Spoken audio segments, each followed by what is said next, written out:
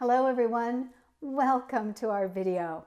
For those of you who don't know me, I'm Dr. Dawn-Marie Turner, President of Turner Change Management. In this video, I'm going to share with you 7 actions that you can take to increase your confidence when leading change. All change is uncomfortable and can be challenging. But organizational change poses some unique challenges, especially for a leader. And that's because as a leader, you not only need to navigate your own transition, but you also, and at the same time, need to be able to help and support your team or your employees as they navigate their transition. And at times, this can feel a little overwhelming, and you can find your confidence kind of sliding a little bit. Rosabeth Moss Cantor, professor at Harvard Business School, reminds us that confidence isn't a personality trait, but it is an expectation of a positive outcome. Confidence helps us create the motivation we need to put in the effort to achieve that positive outcome. She states that without enough confidence, we may give up too soon, or we may not even get started and try. So here are 7 things that can help you increase your confidence when leading organizational change. Action number 1, challenge your underlying assumptions about resistance to change.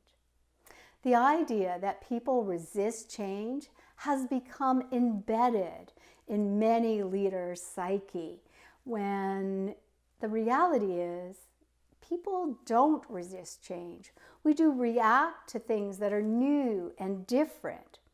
But the idea that people resist change is what I call a resistant mindset. And that resistance mindset can undermine your confidence and definitely sabotage your change efforts. So challenge that assumption and look to adopt a readiness mindset. A readiness mindset looks toward preparing and enabling people to move with something different and prevents resistance to change.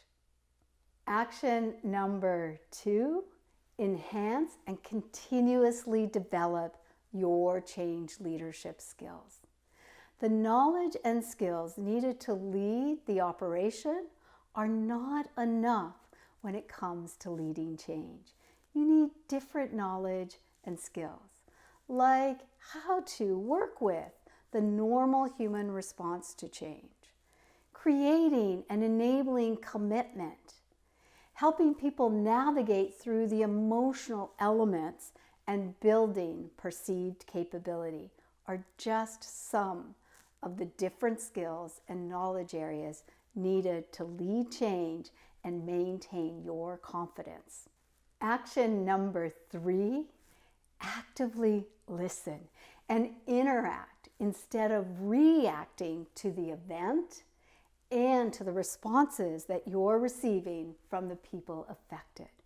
One thing that can really rattle our confidence is experiencing the discomfort of others and the conflict that might arise when people are uncomfortable.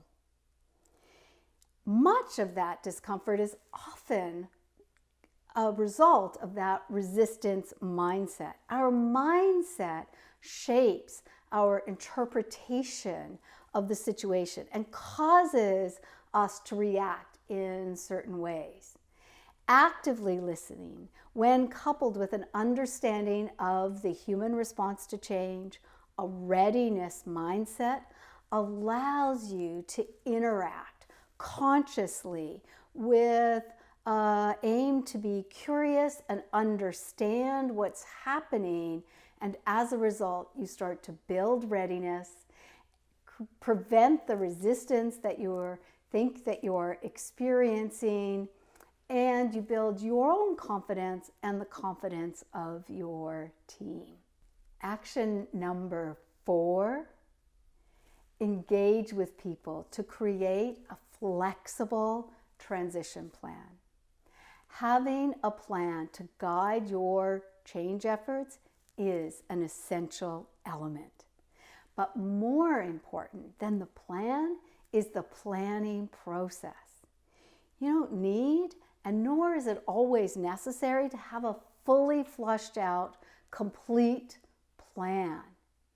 When you engage people to help you create that plan, commitment for change starts to happen. We gain commitment as we actively involve in the situation. And so by involving people to help you create the plan, look for how to accomplish the changes that you need, you not only build up your own confidence in the plan and the planning process, you build the confidence in your team to be able to be successful with those new activities and those new behaviors. Action number 5, assess and reassess your progress as well as your outcomes, and then adjust accordingly. Change takes time, and our confidence can suffer when we're not sure we're seeing the outcomes we expected to see. That's why measuring your progress and not just your outcomes helps to boost that confidence. For example, maybe that employee who said, "I will never do that," whatever that change is, that new technology. He was going to retire before he would ever use that new technology, has now started to ask some questions, become a little bit curious about what's happening. That's progress. Rosabeth Cantor states, step by step, we build our confidence through discipline. So assess, measure, and celebrate your progress. Action number 6, create a clear, concise, and concrete intended outcome story. It's hard to be confident if you don't know where you're going or what it's supposed to look and feel like.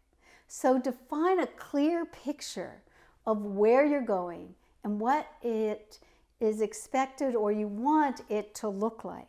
Then share and invite people to participate in the journey with you. Nothing quite grows confidence like seeing people engage and willing to follow you to a new place.